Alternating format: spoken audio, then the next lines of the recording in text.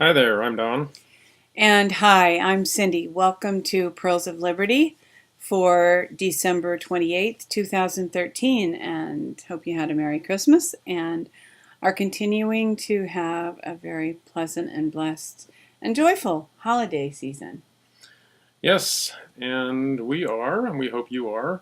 And we have a few stories that don't, I don't claim that these really fully represent the year that we've just completed, but they're the stories that stand out in my mind. And that's just the ones that we're going to talk about, a few different things here. The first story has to do with Edward Snowden. And we chose this article because the story really is not just Snowden. The story is also Greenwald and watching the press, watching the Guardian, gauging how this is coming out, and there are a lot of opinions about Snowden and Greenwald and what their true intentions are. But at any rate, the information that they have released and the way that they have released it has certainly sparked a lot of conversation and raised some alarms in a broader audience than just the liberty and alternative media people. Yeah, and I think that's it. Overall, I think it's been an effective strategy because it could have. The people that have known about the NSA for a couple decades have really not learned anything new from Snowden's revelations. What's interesting is that the level of publicity that it's gotten and the mainstream media attention that it's received. So that's why I say I think it's actually been successful. It's not so much what they've revealed, but how they've been able to penetrate the mainstream media, and that is actually one of the things in a recent article that I read about Greenwald. He was saying that that was actually his strategy. They realized that not only had the the spying technology been it was necessary to uncover it, but to effectively reveal how what willing accomplices the mainstream media press has been. So they've been doing that in a rather oblique way, but it's been very effective. And of course, there have been other stories this year pertaining to the press and how they handle truth and liberty topics. And I think another one that kind of stands out is Michael Hastings, who was preparing an article for Rolling Stone when he was killed. And it feels like we are in a time of transition, that there are definitely still stories that are being stifled, but some are breaking through into the mainstream. Right. Another story that Don felt was of special significance this year is Obamacare. And we chose this article from InfoWars. 81% of Americans want Obamacare repealed, just to illustrate that Americans are becoming fed up with this. They're beginning to see through the facade and become aware that this is just a bad idea. Yeah, the only question that remains is whether it was intended to fail. And there's a lot of people that believe that Obamacare was always intended to fail so that the true state-run health care could be brought in, get rid of insurance companies entirely, in fact, use Obamacare to bankrupt insurance companies. And that may indeed be the plan, but whether or not they'll be able to go to stage two after this remains to be seen. So it's a time to really dig beneath the surface, find out what's really going on, and become your own doctor so that you Dr. don't need any of this. And of course, Obamacare is not an idea that's new to Obama. Cabal members have been pushing for a nationalized healthcare system for quite some time. And Hillary, when Bill Clinton was president, was very adamant about about what she perceived to be a need for some kind of a national health care program. Yeah, it's long been one of the final cards to be played in a socialist or communist takeover of the United States to nationalize healthcare. And I personally believe that the healthcare system has been being sabotaged for decades now. We had the finest, and it's a combination of new degenerative diseases that are actually dietary, and doctors are not allowed to actually prescribe the cures, which would not be drugs. They would be lifestyle health changes above and beyond the little bit the doctors know. Anyway, there's a combination of that and the litigious nature of medicine in general, and just the expenses that have been purposely allowed to skyrocket that have really changed things. And Americans are in worse health than we've ever been. So don't believe the lie that we're healthier. We're only healthier if you deliberately make a point of buying only organic, etc. So this is actually good news that Americans don't want Obamacare, but we need to stay on the alert to find out what they might try to foist on us in its place. Sure, and I think it's important, as Obamacare is failing, to talk to people about the entire healthcare, so what's called the healthcare system, as a failure. And a part of Obamacare is to try to quantify the health and the physical condition of all Americans, and even sometimes force prescription drugs on people who are really moving in a direction toward natural healing and natural health.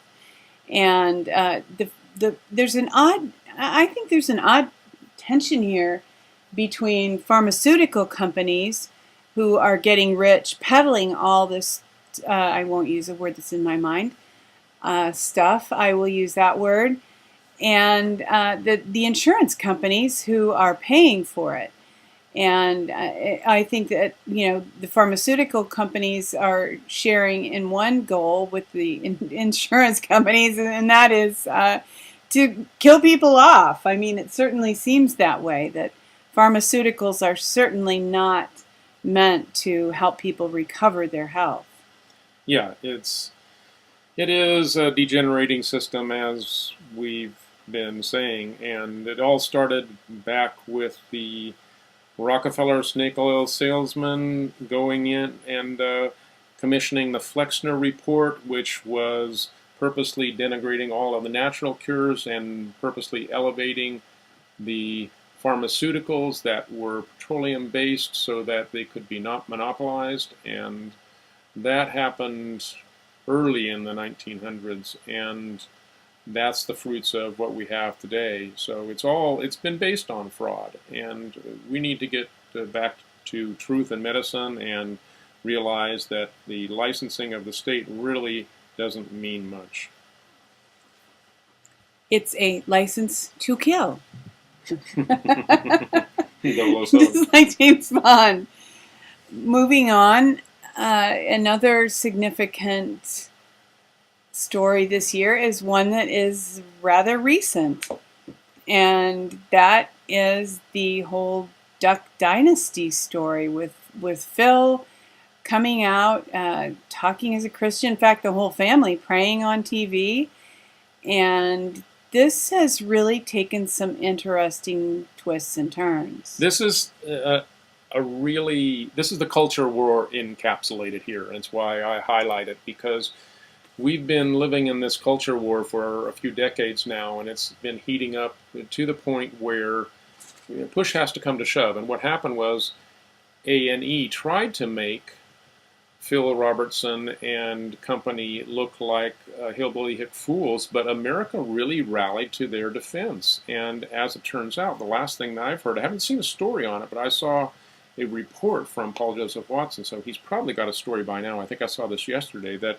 A&E had backed down, and that the show will continue on the air. If so, it's a tremendous victory because that really shows that they weren't able to pull off this demonization and silencing effect, chilling effect that they had been attempting to do. This article by John Rappaport is just brilliant. I highly recommend people reading to read it because he has a way of putting in a fictitious form the thoughts that are going through people's minds, and it's this conversation between this judge that's trying to railroad Phil Robertson about what's really going on and what truth really is, and it's quite well done, very amusing. So, best wishes to Phil and family, and hopefully, if nothing else, this will be an inspiration to the rest of us to speak the truth in love. And when we're sharing with people what we believe, even if it differs from what they believe, we can still be respectful. And it is possible to speak the truth in love. And I think that what Phil did in his interview with GQ is a tremendous example of doing exactly that. Yeah, I also don't want to fail to point out that many people do view this as being a distraction. I ended up not actually completely believing that, because although there were some significant things that happened in the background while this story was capturing the media's attention, the culture war is significant, and this was a significant victory. But meanwhile, another annual version of the National Defense Authorization Act did pass, and that means that, yes, Americans can still unlawfully be detained without any due process if our tyrants in charge claim that the national security is at stake. So that continues in the background, but I do think it was important to point this story out because it is significant in terms of the cultural implications. And I think we should add, except in Michigan, pertaining to the NDAA. Yeah, that's a great story. We might have even included that, or other things like it. There are states that are beginning to resist in various ways. And we could have said, and maybe are now, that the marijuana legislation that passed in Colorado and where? It was in the House in Tennessee, but I don't remember exactly where. Anyway, yeah, the states are beginning to push back, and the most recent one of those is in Michigan, where I think the governor needs to sign it still. I'm not sure exactly the state of the law, but if they haven't passed it, or made it law, it's very close to being made law that any federal agent attempting to enforce the NDAA in Michigan will be arrested. So that's great news. That's remarkable. Michigan was one of the states that used nullification in the actions against the fugitive slave laws, which were passed in order to mandate that slaves be returned to their owners, but Michigan said, oh no, we won't. And that kind of goes against the grain of those that say that if you are for states' rights, then you must be a racist. Well, quite the opposite in this case, isn't it? Yeah, it's great that Michigan has that history, and of course it's a beautiful state. Our last story of the significant developments of this year, according to us, it has to do with cryptocurrency. And of course, Bitcoin has really broken into the mainstream as far as people being aware of it. And there's a whole list of crypto coins. Yeah, there's quite a few of them, but Bitcoin is the elephant in the room, and this is listed in order of market capitalization, so you can see the relative importance: Litecoin, and then Purecoin, Quarkcoin, Feathercoin, and it goes on down. And I read an article that I don't even see the name on here recently, but it's a Megacoin. Yeah, one of the next ones down. So There are quite a few of them, and it's really an idea whose time has come. It bypasses states and banks, and it really sets the people free to do commerce with one another and not have leeches in the system taking out their cut. That is great news indeed. And Max Kaiser, of course, is also developing a crowdsourcing, a crowdfunding organization called Start Join. And I could see the potential for Start Join and organizations like it that promote crowdsourcing, crowdfunding to really eventually overcome Wall Street and replace Wall Street, and cryptocurrencies to replace the bankers. So I believe there is some potential here. I think it's possible that something else might happen, some alternative outcome, but long term, I think there's great promise for these types of independent thought innovations to replace the control systems that the elite have placed upon us. Right. So as we move into 2014, we are of the mindset and want to encourage you to take every opportunity to advance liberty, push back against tyranny, because we don't know how long we'll have these opportunities or these trends for liberty will be around. There will definitely be a pushback. These guys that have been designing this enslavement grid for decades and decades are not going to quietly give up. So it's a battle, but it's encouraging at this time, and we encourage you to join in. Absolutely, and hopefully we will triumph and have a restoration of the Republic before Google manages to get Skynet completely in place with their purchase of the robotics companies. It's possible that governments could even permit people to be free and have a great constitutional republic, and Google or some independent corporation could still own all these drones, and the free peoples might have to fight the drones and the corporations. Who knows? Sounds like Oblivion to me. We could have all these Tom Cruise clones trying to fix the drones. Hopefully it won't come to that. Hopefully the constitutional republic will be restored in time, and some of these monopolies will be broken up for real, and all the antitrust laws will be enforced in ways that can benefit all of us and allow for true free trade and capitalism.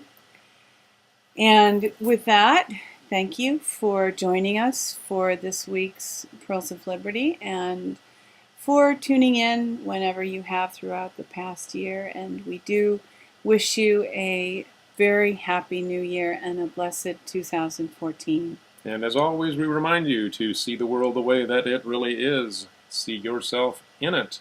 Walk your walk. You are the one you've been waiting for. Happy New Year.